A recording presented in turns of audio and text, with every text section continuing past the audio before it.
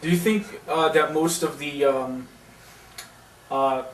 potentially good things that could be happening are dampened because you have Vince who wants it his way and only his way, and he wants things that he likes, and that's it? Yeah, kind of. I think Vince needs to look at what else is out there and see what attracts other people. He needs to evolve the company still. He did it back in the 90s, and now he's become stagnant. You gotta get with the times. You've got to learn what your fans really do want. But unfortunately, merchandise sales tells them that they want John Cena. Why fix what's not broken? Because people want... No, that's their thinking. Why fix what's not broken? We're making money. What's wrong? They don't understand that, just because they're making money, they're, annihilating, part of the hardcore fan base. To them, it really doesn't matter anymore because they're just making money hand over fist. Why fix that formula if they're making a shitload of money? Obviously, people... Because they can look at it and go, this means that obviously people like it because look at how much of this shit they're buying. And that's it. They're fucking blind like that. But you've got to make sure you cater to that core fan base at all times because they're the ones who are going to stick around when the fad of watching wrestling goes away again.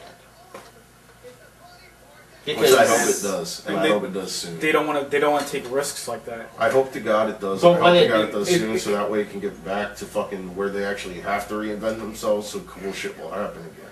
And they don't want to take risks like that, and it confuses me because it seems to me like it's such an easy sell. It's like, okay, Vince, you like money, right? You like making money? Yeah. Well, don't you like making more money? Isn't that even better than making money? Making more of it? Yeah. Well, what's to stop you? Like, for example, you had ECW when they had One Night Stand. They made them serious money. It did so well, and that's what prompted them to do the second one and to start ECW. They did so well. Probably not as much as the other pay-per-views because I think they charged less for it, and it was a smaller venue. So whatever. They didn't make as much as a regular pay-per-view, but they did that so that Vince could say that ECW wasn't as big of a draw as everybody made it out to be. Because he charged less for the pay-per-view and held it in a smaller venue. But it was a huge draw, and it made them a lot of money, and it was extremely successful. And he saw that, and he won. He's like, all right, it's good reason to have the second pay-per-view. They did the Rise of ECW DVD. And that sold well, which prompted RVD's idea of doing this pay-per-view to, it made a lot more sense to Vince. That was a fantastic video. They did the pay-per-view, and they stuck to the formula that ECW had, and it worked, and it was successful. And they did that for the most part for the second one, and it worked. And then they decided to do it for the TV show. Now, Vince saw doing it the way that it normally went made them lots of money, and he likes making money, and I would think he would like making more money. So what does he do? He decides, well, let's not have that formula for the TV show. Let's have it like, let's make it like Velocity or something. Yeah, I was going to say Velocity Redux. Let's stick my big WWE foot up ECW's ass. And it's like, but what are you doing? That made you so much money. You're gonna do something that's not like. I don't get that. I don't understand that. Maybe it's because he has so much money that it doesn't matter to him anymore. Maybe he's gotten to the point where he's thinking, this is what I like, I want what I want, I want what I like. I've got more money that if this completely failed, it wouldn't make a goddamn bit of difference in my life because I still have all this effing money. But you know what I mean, though? But that can't be, because if that were the case, then he'd be taking a hell of a lot more risks on characters and storylines and potentially being more successful because of it, but he's not. They're not taking risks. If he was okay with losing money, he'd do that. It's because TV is the big money maker of wrestling. That's where they make their money. That's where they make their money the most. Most of their money comes from TV, from ad revenues and whatnot. And they don't want to fuck with their sponsors. And why do you think they want the big sponsors? So that's why they're doing all this PG stuff right now. Yeah, didn't they lose a sponsor over that whole Daniel Bryan thing? Or they almost did or something? I think I don't Yeah, know. at first people thought it was sponsors, but I think as far as what It was the what toy the company, dirt I sheets, think. huh? It was the toy company. No, Mattel. no. That's what they thought, but it wasn't. As far as the dirt sheets were going, they got an anonymous email that it basically had to do with Wonder Book Band Senate Run, and that there was a big That person too. who was going to fund them and offended them or something like that. Moving on to Yeah, but don't fire the dude. Just suspend them. Jesus. there definitely could have been another way to go about that, and maybe they were thinking, well, man, if this company sees him in any way, shape, or form, if we don't do what they are asking, if we try to do it subtly in a different way, they'll be like, hey, you still have him employed and doing some stuff, we want you to get rid of him, we don't like that, and they didn't want to do anything to jeopardize that, if that is what the reason was. The other thing I want to bring up is that there's a barbed wire match going on behind us. It's quite violent. Awesome. Check it out. He's that's fucking nice. up Fonzie. That's awesome. Is when it comes to training. When you're in independence, or if you're starting to learn to wrestle, you get trained on how to do certain things, and you might have more than one person teaching you, and you go to the independence and you learn your way in that area. You wrestle that way. You learn how to do things. You learn how to do all the stuff. But then when you get to, and this is again mostly for WWE, I'm not sure. TNA is probably more lax than that, but with WWE, when you get there, it's like, well, you know what? Forget every single thing you learned. We're going to teach you. Yeah, why do they always completely reinvent everybody? A completely, totally different way, and that annoys me because you're basically invalidating everything they worked so hard over the years to accomplish. And plus, you got like Cody Rhodes, son of Dusty Rhodes, but you can't have fucking, Joe Henning.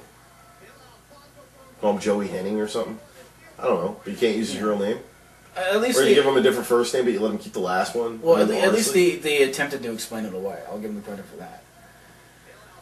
But and okay, sure, that mentality of okay, we're training you our way validates they're just picking random people who have no interest in wrestling and just teaching them and putting them out there on the screen. So to do stuff, it validates that stupid reasoning, but doesn't mean that's a good idea as a whole. Because you want people that know what they're doing, that are good, that don't screw up, that are entertaining. You want all these things, but then when you get them, you're like, you know what? We don't want what you learned. We don't want what you can bring to the table. We want to just we want to tweak you. We want to put you through our stupid version of a creative wrestler and give you our move set and our look. Make you do the same move every match. And because you cannot have a match end without a finishing move now. So, I mean, God forbid. Yeah, what the hell's up with that? Is it a waste of time for these independent folks to Whatever train happened people? to the small package? Shock. You get those sometimes. Yeah. It's very rare. It's usually when some jobber picks up some upset win. Yeah. It's always got to be a finisher. But do you think that training people now, as they do in that scene, is that a waste of time? I mean, maybe making sure that they're up to snuff for the type of product they present, yeah, but changing them around and crap, no. It kind of is if you're thinking about getting into WWE. it's got to hurt them to some extent. I mean, it's like It's kind of the other that they're not. They could be trained properly, but maybe they're not entirely trained properly. Maybe. You got to think that WWE is on an international scale. They're worldwide. They've got to, and they make money from other countries as well as the United States. But they're making tons and tons of money by catering to this market. Because this market, what they cater to here is acceptable everywhere else. So they're making this money, and they have to do things a certain way. So when these people come in, for the sake of their own company, they have to make sure that these people know what their rules are. I could see that. I'm just saying though, changing So around that the gimmick and shit. something like this doesn't happen. Well, changing around the gimmick is so they can copyright the names and whatnot. So that the person can't use the name ever again outside WWE. Still. Because Vince has to control everything. Makes for poor products sometimes. And I think, as you said earlier, that's something he shouldn't be doing. Having that tight of a grip, or at least trying to cater to himself. I understand it, but if he sees somebody out there with a successful gimmick, and he knows the person can work that gimmick, let the gimmick go. At this Get point, get the guy in, and have him work for you. He's still gonna sell you T-shirts. He's gonna make you money. You're still gonna make money. It's just that you're gonna have to pay him a chunk of the money when you've got to pay him. What's the word I'm looking for? Royalties? Yeah, that's it. Royalties. You've got to pay him royalties for as long as you're selling that merchandise. Doesn't mean you have to stop selling that merchandise. It's just whatever you sell of it, you have to pay to him. it doesn't have to be that much. And that's how the guys used to do it back in the day anyway. So, I mean, you're still paying it to the wrestlers now, but you're not keeping them out there. It's like WCW with that Raw is Jericho shirt. That was great. Or not the Raw is Jericho, the Monday Night Jericho. Yeah. Where he sold like one shirt and he got a check in the mail for 5 cents or something like that. Or no, it was like 23 cents. Or when his figures get purchased, it only comes up in inventory, and It comes up Hogan yeah. Sting 2-pack. Yeah. There was another thing that you wanted about the IWC that you wanted to other than the Cena thing that you wanted to mention, which is, I guess, they'll never get their way or something like that. Something about them expecting to be catered to what they want too much. In a way, yeah, because the internet wrestling community isn't the majority. I mean, I agree with a lot of what they say and whatnot, but you're not the majority.